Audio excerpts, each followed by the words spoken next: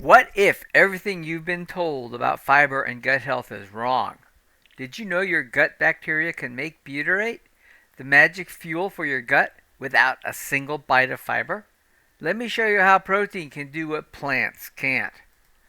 Hey everyone, my name is Mark Bates. I'm a metabolic health coach, and this is my video on gut health beyond fiber, unlocking the potential of protein fermentation. So let's get into it. Gut bacteria make butyrate without any fiber. Health professionals promote fiber for butyrate production while simultaneously warning against saturated fats. Yet butyrate is chemically a saturated fat. This contradiction reveals a fundamental gap in conventional gut health wisdom. Recent biochemical evidence demonstrates that gut bacteria can produce the same beneficial compounds from protein fermentation that mainstream nutrition attributes exclusively to fiber fermentation. The implications challenge everything we think we know about digestive health. Let's talk about the protein fermentation pathway. Specific bacteria species in the human gut possess remarkable metabolic versatility. Clostridium sporogenus and Bacteroides species can ferment amino acids from animal proteins directly into butyrate through distinct biochemical pathways. The lysine fermentation pathway converts this abundant amino acid from red meat through alpha amidopatase and glutarate intermediates to produce butyrate. Clostridium sporogenus demonstrates particular efficiency in this specialized route. Glutamate fermentation follows a different pathway. Bacteria convert glutamate into alpha ketoglutarate, then succinate, and finally butyrate. Both Clostridium sporogenus and Bacteroides species perform this conversion effectively. Branch chain amino acids from animal proteins undergo their own transformation. Leucine, valine, and isoleucine convert to corresponding alpha keto acids, which bacteria then metabolize into butyrate. A 2024 study confirmed that butyrate production was maintained or increased when fiber and protein were combined, and even when pure protein samples were used as substrates. This research validates what clinical observations have suggested. Gut bacteria can produce essential metabolites through multiple pathways, not just fiber fermentation. Let's talk about the saturated fat contradiction. Butyrate, acetate, and propionate are all short-chain saturated fatty acids produced by gut bacteria. Despite their chemical classification as saturated fats, these compounds receive universal praise from health professionals who simultaneously demonize dietary saturated fats. Go figure. The body uses butyrate as primary energy for colonocytes, supporting gut bacteria integrity and reducing inflammation. These locally produced saturated fats demonstrate anti-inflammatory and epigenetic effects that promote health. Meanwhile, dietary saturated fats from butter, cheese, and red meat face constant criticism despite recent evidence questioning their cardiovascular risk associations. This cognitive dissonance reflects oversimplified public health messaging. The source, metabolic fate, and physiological role of saturated fats matter more than their chemical classification. People follow ketogenic diets produce beta-hydroxybutyrate, a ketone body structurally similar to butyrate. This provides many identical benefits without relying on fiber fermentation, further challenging the fiber dependency model. Clinical evidence contradicts predictions. Long-term carnivore dieters consuming zero fiber demonstrate outcomes that directly contradict mainstream gastroenterology predictions. Their gut microbiomes maintain diversity and stability, adapting by shifting from fiber fermenting to protein fermenting bacterial populations. A 2012 clinical study revealed that zero fiber diets resolved chronic constipation in all participants. This challenges the fundamental belief that fiber is necessary for bowel regularity. Individuals with inflammatory bowel diseases report remarkable improvements on carnivore diets. Recent clinical data shows all 10 IBD patients achieved clinical improvements with scores ranging from 72 and 165 points on standardized quality of life measures. Treatment-resistant Crohn's disease shows 60 to 85% remission rates with fiber-free diets. These outcomes exceed many pharmaceutical interventions for conditions conventional medicine considers incurable. Long-term carnivore dieters show reduced blood pressure, improved insulin sensitivity, and decreased inflammatory markers. Their lipid profiles improve with increased HDL and larger, less atherogenic LDL particles. No documented cases of scurvy or other deficiency diseases appear in long-term carnivore populations. Animal products provide sufficient micronutrients, and the body recycles vitamin C efficiently under these conditions. So, mechanisms behind plant-free healing. Plants contain defense chemicals and anti-nutrients, including lectins, phytates, and oxalates.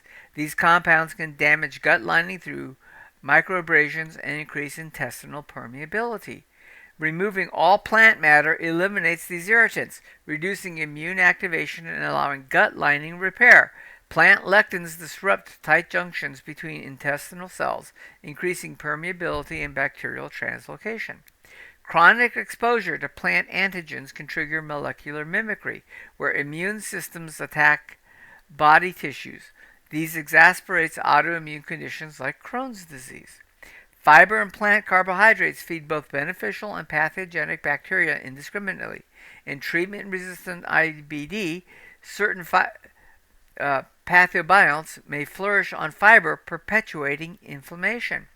Zero-carb carnivore diets act similarly to elemental diets, providing essential nutrients without complex plant compounds. Research shows elemental diets outperform steroids in managing acute Crohn flare-ups.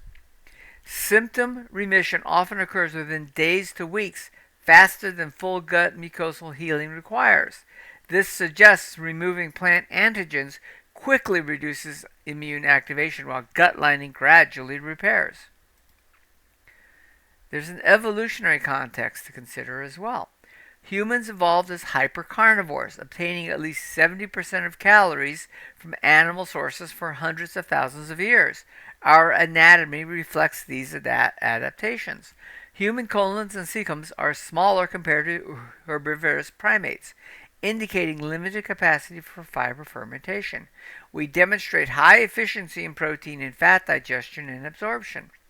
The ability to produce glucose endogenously through gluconeogenesis reduces dependence on dietary carbohydrates. This metabolic flexibility supported survival in diverse environments with varying plants availability. Protein fermentation pathways likely allowed humans to maintain gut health during ice ages or in environments with scarce plant foods.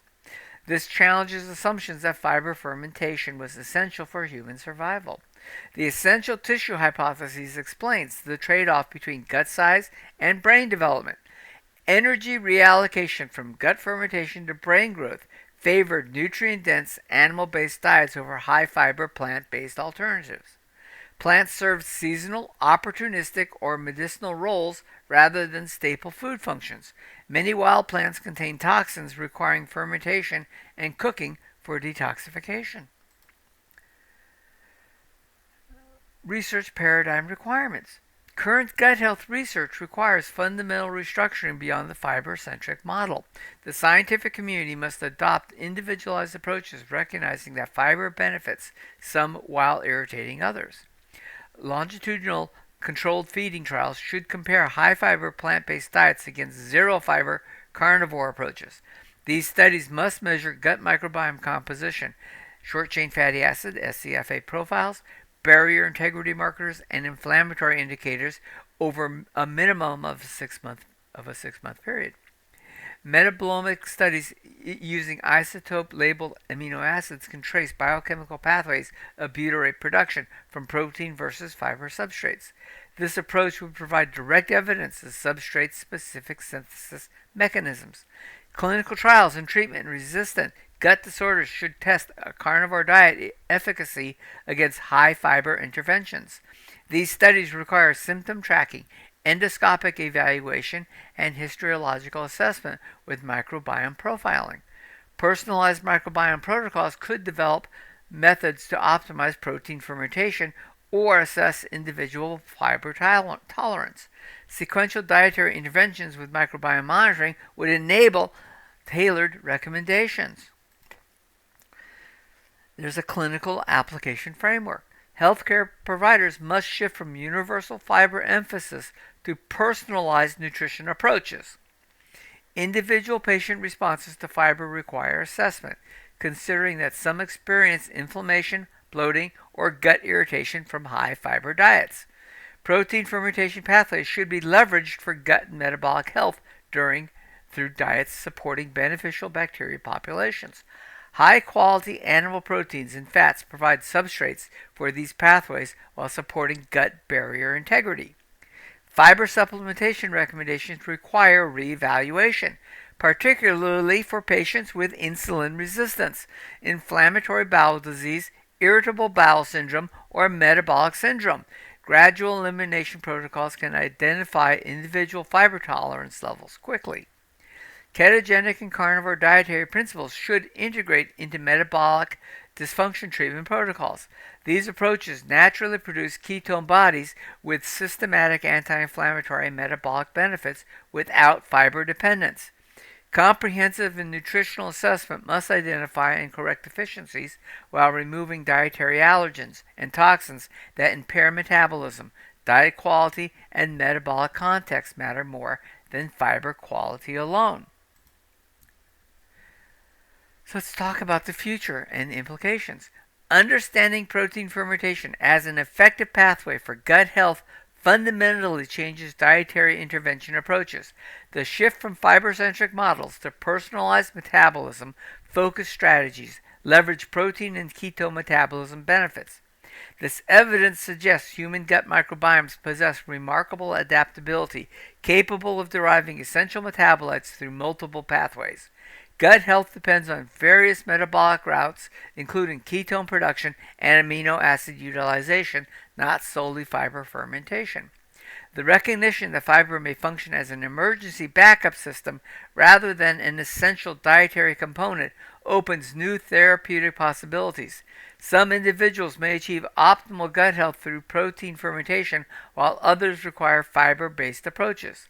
Clinical outcomes from carnivore interventions in treatment-resistant conditions suggest conventional dietary recommendations may be limiting therapeutic potential. The 60 to 85% remission rates in Crohn's disease exceed many pharmaceutical approaches. Healthcare providers equipped with this understanding can offer more effective individualized treatments for metabolic dysfunction and gut disorders. The integration of evolutionary context with modern biochemical knowledge creates more precise therapeutic strategies. Research priorities must shift toward mechanistic, intervention-based studies that prioritize clinical outcomes over dietary component assumptions. This approach will advance gut health science beyond current paradigmatic limitations. The protein fermentation model represents more than an alternative pathway. It reveals the metabolic flexibility that enabled human survival and thriving across diverse environments throughout evolutionary history. All right, thanks for watching. You've made it through. Leave me your comments and any questions you have. And always, if you have ideas, we're building a community here. If you want me to cover something specific, you have a question on it, let me know. We'll try to do a video right away for you and get it in rotation. All right? So thanks for watching again. And as always, if you haven't done so, please like this video, subscribe to the channel, share the video with a friend. It helps the channel a great deal. I'm going to thank you for that. And it helps a lot of other people. So have a great day now.